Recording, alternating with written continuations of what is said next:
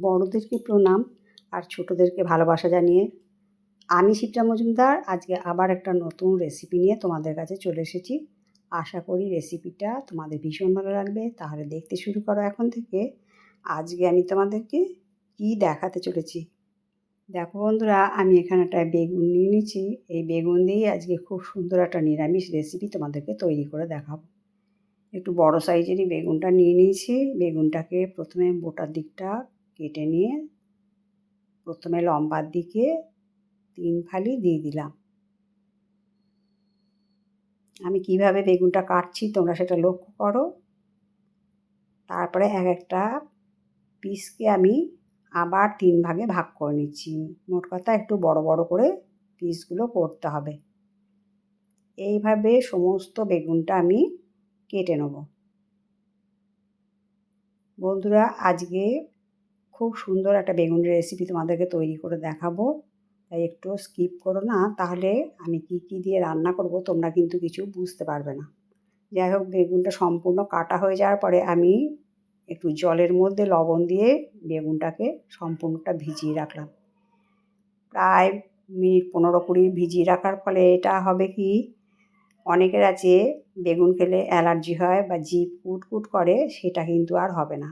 এদিকে দেখো, একটা আলুর খোসাও ছাড়িয়ে নিয়েছি। এবার এরকম করে লম্বা লম্বা করে আর একটু পাতলার দিকে আলুটাকে কেটে নিচ্ছি।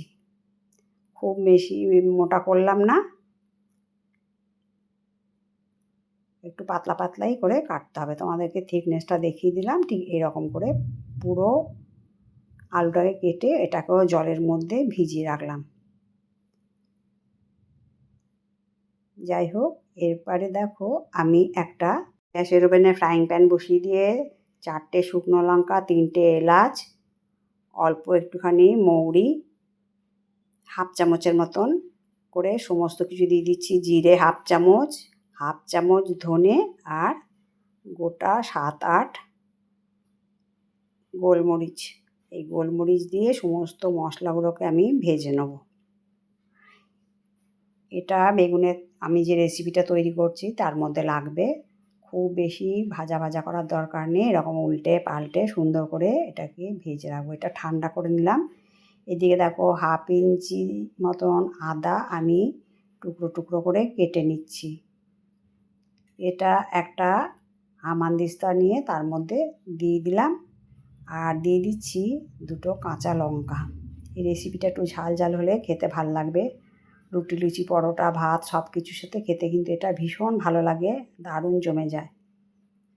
আর যারা বেগুন খেতে একদম ভালোবাসে না তাদের কাছে কিন্তু এই রেসিপিটা দিলে তারা একদম চেটেপুটে খেয়ে নেবে। দেখো, এরকম হামানদিস্তার মধ্যে দিয়ে একটুখানি থেতো করে নিলাম। যাই হোক, একটা গ্যাসের ওভেনে কড়াই বসিয়ে দিলাম। তার মধ্যে প্রায় 3 টেবিল চামচের মতন সর্ষের তেল দিয়ে দিলাম। এবারে দিয়ে দিলাম 1/2 চামচ পরিমাণ কালো জিরে।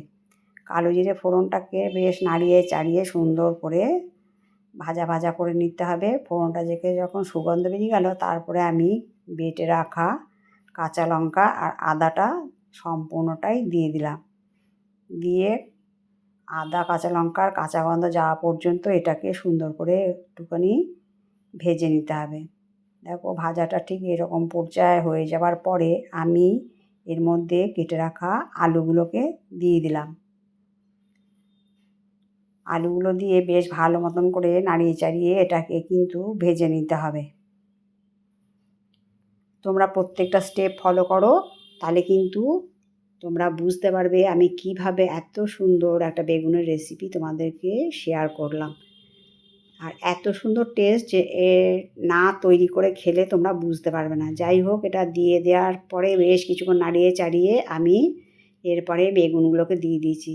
এটা অল্প তেল মশলা দিয়েই রান্না করা হবে। এই যেটুকু তেল দিয়েছি তোমরা তো দেখে বুঝতে পারলে, তার মধ্যে আমি বেগুনগুলোকে সম্পূর্ণ দিয়ে দিলাম।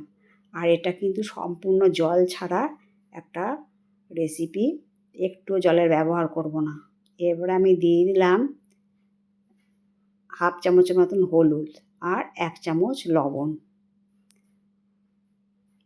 লবণ হলুদ দিয়ে এটাকে বেশ ভালো মতন করে নাড়িয়ে চাড়িয়ে নেব।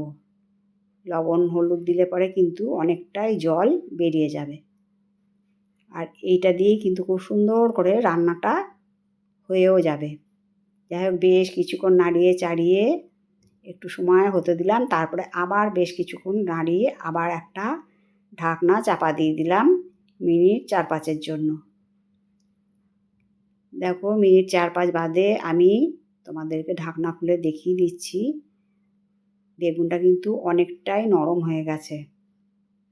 এইভাবে ঢাকনা চাপা দিয়ে দিয়ে কিন্তু আমি এই রান্নাটা আজকে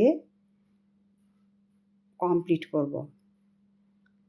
বেশ কিছু নাড়িয়ে চাড়িয়ে আবার ঢাকনা চাপাটা দিয়ে দিলাম, হতে থাক। এই ফাঁকে আমি একটা বড় সাইজের টমেটো নিয়ে নিলাম। টমেটোটাকে গোটার দিকটা কেটে বাদ দিয়ে একটুখানি মোটার দিকে কেটে নিচ্ছি। তোমরা দেখে বুঝতে পারছো কী রকম পর্যায়ে আমি টমেটোটাকে কেটে নিলাম, একটু বড় বড় সাইজ হবে। দেখো একটু মোটা মোটা মতন করে আমি টমেটোগুলোকে সম্পূর্ণ কেটে নিলাম।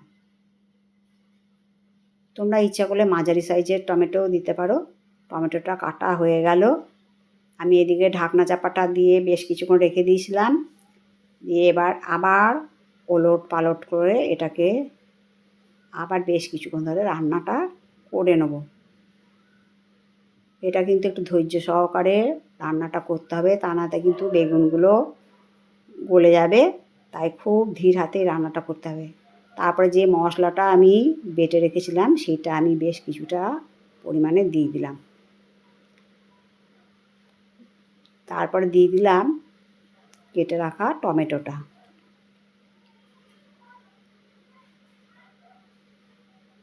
গুঁড়ো মশলাটা যেটা ভেজে রেখেছিলাম সেটা এবারে আমি সমস্ত বেগুনের যে রান্নাটা করছি বেগুনের তরকারিটা সে তার সাথে ভালো মতন করে মিশিয়ে নিচ্ছি।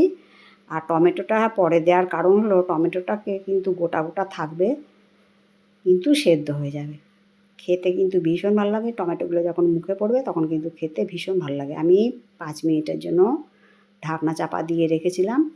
ঢাকনাটা খুলে নিয়ে আবার একটুখানি সময় নাড়িয়ে চাড়িয়ে এটাকে আর একটু সময় রান্না করে নেব। এইভাবে রান্না করতে করতেই কিন্তু সমস্ত কিছু সেদ্ধ হয়ে যাবে। দেখো আলুটাও খুব সুন্দর সেদ্ধ হয়ে গেছে, টমেটোটাও কিন্তু এইভাবেই বেশ নরম হয়ে যাবে, একদম গলে যাবে না, কিন্তু গোটা গোটাও থাকবে। এরপরে আমি কিছুটা কুচিয়ে রাখা ধনেপাতা এর মধ্যে অ্যাড করলাম। ধনেপাতা দিলে কিন্তু এই রেসিপিটা ভীষণ সুন্দর একটা গন্ধ হয়, আর যে ভাজা মশলাটা করেছিলাম সেটার জন্য তো ভীষণ সুন্দর একটা গন্ধ বেরোচ্ছে। যাই হোক এইভাবে ধনেপাতা দিয়ে ভালো মতন করে নাড়িয়ে চাড়িয়ে নিলাম। এবার স্বাদটাকে ব্যালেন্স করার জন্য অল্প একটুখানি চিনি দিয়ে দিলাম। তোমরা যারা চিনি পছন্দ করো না তারা চিনিটাকে স্কিপ করতে পারো। এবার চিনিটা দিয়ে আবার বেশ কিছুক্ষণ ধরে নাড়িয়ে চাড়িয়ে এটাকে আমি রান্না করে নেব। এইভাবে টমেটোটাও কিন্তু খুব সুন্দর নরম হয়ে যাবে, আর বেগুন তো খুব সুন্দর নরম হয়েও গেছে। এটা জাস্ট খেতে ফাটাফাটি হয়। একটা ফাটাফাটি বেগুনের রেসিপি আজকে তোমাদের কাছে আমি শেয়ার করছি। যাই হোক বন্ধুরা, এইভাবে তোমরা রান্নাটা করে নেবে। আশা করি তোমাদের আজকের আমার বেগুনের রেসিপিটা ভালো লেগেছে। যদি ভালো লাগে লাইক শেয়ার কমেন্ট আর সাবস্ক্রাইব করে আমার চ্যানেলের পাশে থেকো, তাহলে কিন্তু সমস্ত নোটিফিকেশান তোমাদের কাছে পৌঁছে যাবে। আমি একটু খুন্তি করে উঠিয়ে তোমাদেরকে দেখিয়ে দিলাম। দেখো টমেটোটা গোটা গোটা আছে, কিন্তু একদম গলেও যায়নি, কিন্তু খুব সুন্দর সেদ্ধ হয়ে গেছে। রান্নাটা কমপ্লিট হয়ে যাওয়ার পরে আমি এখানে একটা ডিশের মধ্যে সার্ভ করে নিচ্ছি। অপূর্ব সুন্দর গন্ধ বেরোচ্ছে, আর শেষকালে আমি প্লেটের মধ্যে সার্ভ করে ওপর থেকে অল্প একটু ধনেপাতা আবার ছড়িয়ে দিলাম। এই ধনেপাতাটা কিন্তু এই গরম ভাপেই পুরো সেদ্ধ হয়ে যাবে। যাই হোক তোমাদের সুন্দর সুন্দর কমেন্টসের মাধ্যমে জানিও আজকে আমার বেগুনের রেসিপিটা কেমন লাগলো। তাহলে আজ এই পর্যন্ত রাখি, অন্য কোনো দিন অন্য কোনো রেসিপিতে আবার দেখাবে। কেমন? টাটা।